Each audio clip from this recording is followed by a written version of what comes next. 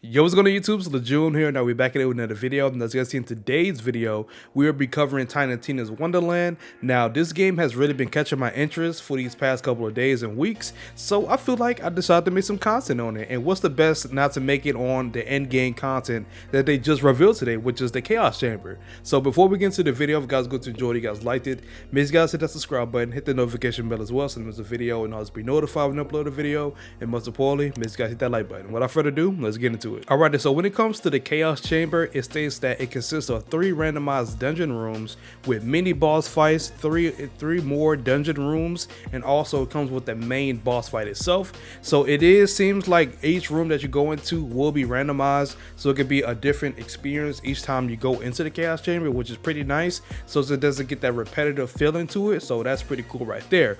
Now there are some things that also come along with this Chaos Chamber that will help us out in this dungeon overall, so let's get into it. Alright, so there are things that are in the Chaos Chamber that players will be able to obtain to benefit them while inside this dungeon. So for the first thing we do have is crystals. Now it states that players can collect and utilize crystals to earn more rewards, and also to obtain these crystals you have to smash crystalline, and also from completing the room itself it will spawn a rainbow die where you'll be able to obtain crystals as well. And another way you can obtain them is by completing side objectives that come from each room while you're in the Chaos Chamber itself. So there is a lot of ways of you to collect crystals while in the Chaos Chamber, so that is pretty nice.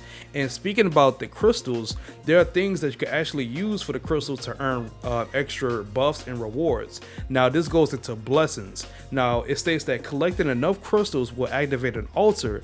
Now players will receive a blessings. When it comes to blessings, it can range from increasing your critical damage, your ammo capacity, melee attacks, and also your movement speed and more. So there are a lot of things and benefits that come along from just collecting crystals. So that's pretty nice right there to have. And the last thing we do have is a debuff, which is called curses.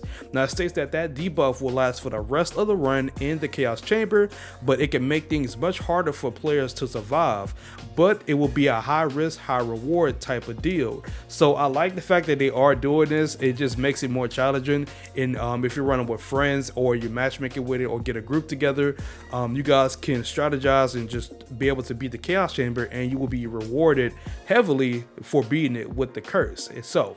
So for completing the Chaos Chamber itself, once you go through all the 3 rooms, the mini bosses, and the boss fight itself, you will be rewarded with loot, of course, and you will be rewarded with another currency which is called moon orbs. Now moon orbs are currency that is for the enhancement reroll station to fine-tune your gear. So yes, there's a reroll station in Tiny Tina's Wonderland, which is pretty nice. I'm really happy with that, so I can fine tune my gear. That is pretty nice right there. And they also stated at the end for the grinder, so this is for the people that like to grind some in-game content, this is for y'all. It states that feeding rabbit statues crystals, they will end up barfing up gear for you. So if you guys want to get some extra loot while in the Chaos Chamber itself, all you gotta do is just feed the rabbit statues with crystals and you got some extra gear right there. So that's pretty nice.